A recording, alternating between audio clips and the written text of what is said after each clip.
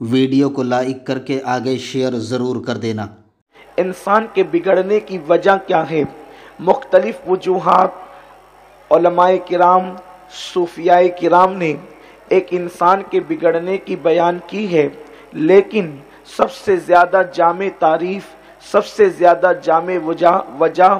انسان کے بگڑنے کی جو بیان کی جاتی ہے وہ یہ ہے کہ انسان جب کوئی گناہ کرتا ہے، انسان جب بے حیائی کے قریب جاتا ہے، انسان جب بدکاری کے قریب جاتا ہے، تو اس وقت انسان جاتا ہے جب اس کو اس گناہ کے انجام کی فکر نہیں ہوتی، جب انسان کو اس گناہ کے انجام کی پرواہ نہیں ہوتی، اس لیے انسان جو ہے وہ گناہوں کی طرف جاتا ہے۔ انسان بگڑتا اس وقت ہے جب اس کو اس کے بگڑنے کے انجام کی پرواہ نہیں ہوتی۔ اگر ایک انسان کو گناہ کے انجام کی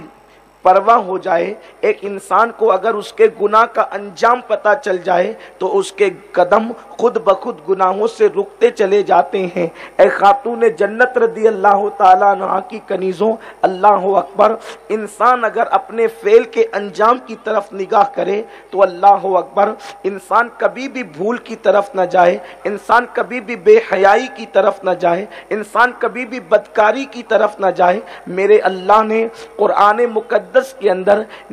نیکی کا بھی انجام بیان فرما دیا اور گناہ کے انجام کو بھی بیان فرما دیا۔ اللہ رب العزت قرآن مقدس میں ارشاد فرماتا ہے، ان الابرار لفی نعیم و ان الفجار لفی جحیم، کہ بے شک نیکوں کے لیے جنت ہے اور گنہگاروں کے لیے جہنم ہے۔ اے خاتون جنت رضی اللہ تعالیٰ عنہ کی کنیزوں، انسان اگر نیک اعمال کرے تو اس کا انجام انشاءاللہ تبارک و تعالی جنت ہے، اور انسان اگر گناہ کرے، انسان اپنی نفسانی خواہشات کو پورا کرے، انسان اگر برائی اور بے حیائی کی طرف جائے، تو قرآن مقدس نے واضح لفظوں میں فرما دیا کہ گنہگاروں کا انجام جہنم ہے، جہنم کے دہکتے ہوئے شعلے ہے، جہنم کا خوفناک عذاب ہے، جہنم کا دردناک عذاب ہے۔ میرے آقا صلی اللہ علیہ وسلم کی کنیزوں، اچھی طرح یاد رکھیں، اللہ اکبر، کل تک کے مسلمانوں کے درمیان جب جہنم کا تذکرہ کیا جاتا تھا،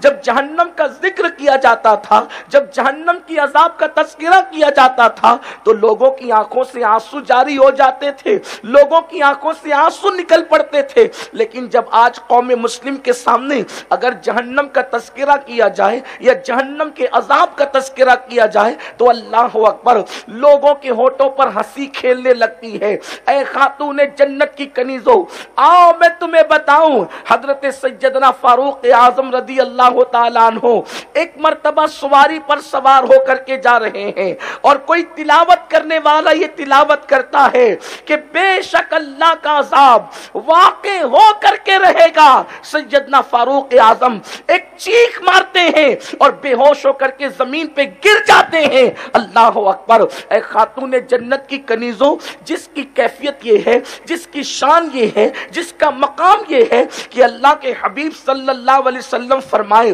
میرے بعد اگر کوئی نبی ہوتا تو وہ عمر ابن خطاب ہوتے، وہ فاروق اعظم جس کی نیکیاں آسمان کے تاروں کے برابر ہے۔ جب وہ یہ آیہ کریمہ اللہ کے عذاب کے متعلق سنتے تو آپ پر لرزہ طاری ہو جاتا، بے ہوش ہو کر کے زمین پہ گر جاتے۔ لیکن اللہ، آج ہم گناہ پر گناہ کرتے جائیں، ہم برائی پر برائی کرتے جائیں اور ہم اپنے انجام سے بے خبر ہے۔ اے خاتون جنت کی کنیزوں، میرے اللہ نے قرآن میں فرمایا، ہم نے گنہگاروں کے لیے جہنم تیار کر رکھا ہے، جہنم کا دردناک عذاب تیار کر رکھا ہے۔ تھوڑی دیر کے لیے اس سنی اجتماع میں آنے والی میری بہنوں، تھوڑی دیر کے لیے سوچو، اندازہ تو کرو کہ ہم جو گناہ کی طرف تیزی کے ساتھ جا رہے ہیں، گناہوں کے سیل روا کے اندر ہم بہتے چلے جا رہے ہیں، گناہوں کا طوفان ہمیں اڑا کر کے اپنی طرف لے کر کے جا رہا ہے، کیا ہم اللہ کے عذاب کو برداشت کر سکیں گے؟ رب کا عذاب برداشت کرنے کے قابل